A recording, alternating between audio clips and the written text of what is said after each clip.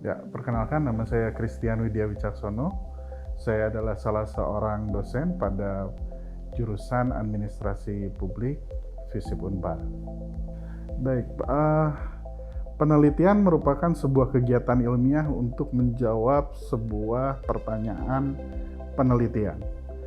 Melalui pertanyaan penelitian, kita mencoba mengeksplorasi rasa ingin tahu kita dalam konteks pengembangan keilmuan kita. Nah, dalam konteks inilah kemudian kita membutuhkan landasan ya, untuk menyusun sebuah pertanyaan penelitian atau bahkan beberapa pertanyaan penelitian sekaligus. Nah, landasan ini dimulai dengan membuat latar belakang. Apa itu latar belakang? Latar belakang adalah gambaran yang bisa jadi merupakan sebuah proses berpikir deduktif, menguraikan detail dari sebuah permasalahan sehingga kemudian kita bisa sampai pada pertanyaan penelitian. Beberapa hal yang penting untuk kita perhatikan pada saat kita menyusun latar belakang adalah yang pertama urgensi teoritik. Artinya dalam penelitian kita mencoba untuk mengangkat sebuah topik penelitian dan menjelaskan kepada dewan pembaca penelitian kita bahwa secara teoritik topik yang kita angkat itu masih relevan, penting dan memiliki signifikansi untuk diteliti lebih jauh lagi. Karena tidak menutup kemungkinan pada dasarnya bahwa apa yang sedang kita teliti atau topik apa yang kita angkat dalam penelitian kita mungkin sudah diteliti oleh peneliti-peneliti sebelumnya.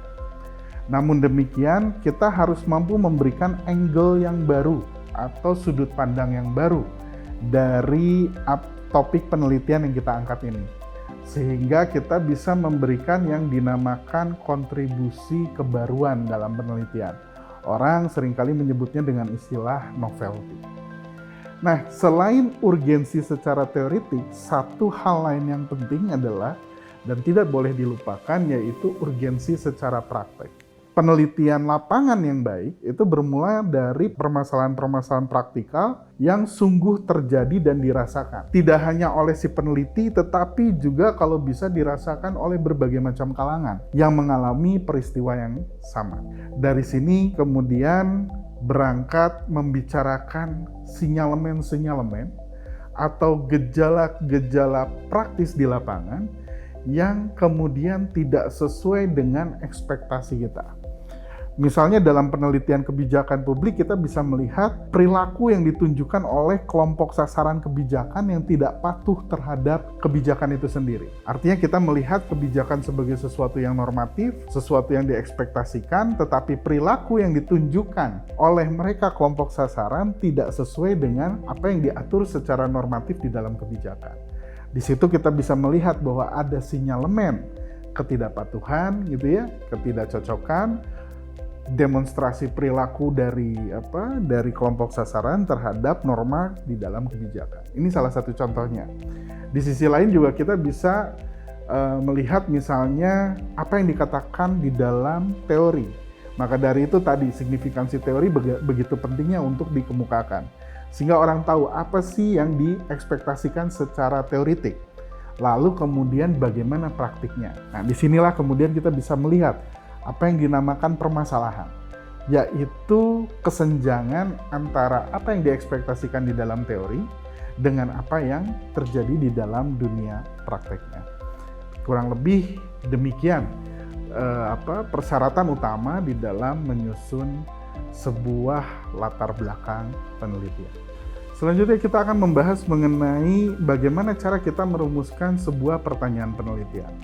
Pertanyaan penelitian yang baik itu adalah pertanyaan penelitian yang berakar pada sinyalemen permasalahan yang dikemukakan di latar belakang.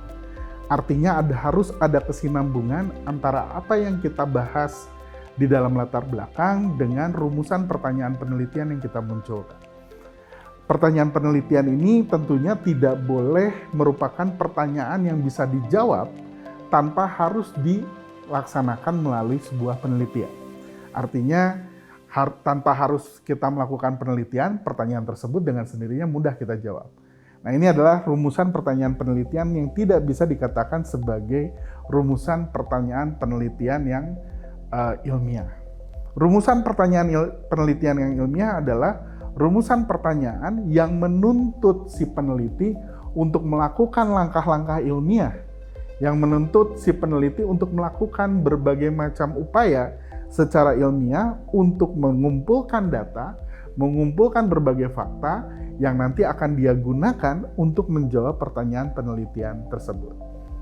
Jadi, selain relevansi pertanyaan penelitian dengan latar belakang, betapa pentingnya juga dalam merumuskan pertanyaan penelitian, kita memperhatikan bahwa rumusan pertanyaan penelitian kita itu harus bisa dijawab dengan menggunakan langkah-langkah penelitian ilmiah. Berikutnya yang kita bahas adalah mengenai tujuan penelitian. Tujuan penelitian itu berakar atau bermula atau berdasar pada pertanyaan penelitian yang kita munculkan.